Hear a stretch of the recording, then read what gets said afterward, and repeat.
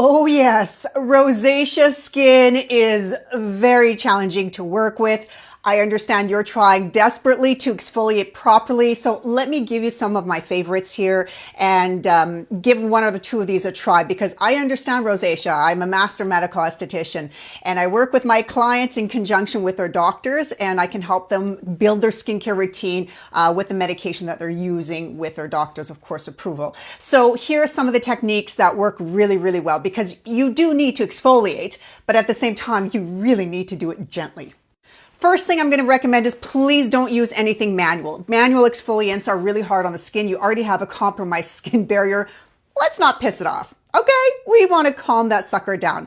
Let's instead go to something a little bit softer like an enzyme or a PHA exfoliant. This one is one of my personal favorites. I used this one after I did a dual Fraxel laser treatment last year. For those of you who've done microneedling or a really good clinical type of laser treatment, you know that crusty phase that we all get to and you're not supposed to pick, but you really want to get all that stuff off. Usually by day 3, by 4, you can start adding in a gentle enzyme because it only breaks up the dead skin tissue on top and it doesn't irritate the bottom.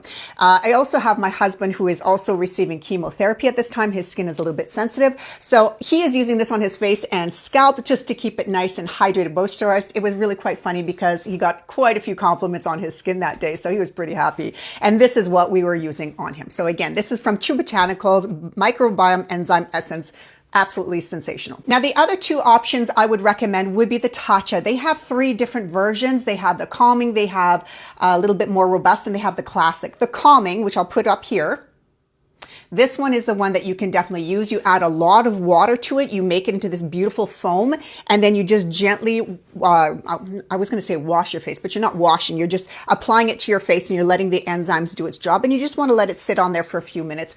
Absolutely sensational. And this one is my absolute favorite for really hypersensitive rosacea skin. This one is phenomenal. Now, of course, you can use this one, the Dermalogica. They have 2 different versions. In fairness, it's okay. It works well. I do prefer the Tatcha just because for some reason I find it's just so much more hydrating. It's soothing. It's not as, I don't know. I found that Dermalogica was good. Don't get me wrong. I wouldn't talk about it if it sucked, but it's not my favorite. So again, those are the first 2 that I would recommend. Either the True Botanicals, the Tatcha, and then of course you have Dermalogica. You're only going to exfoliate, my friend, once a week.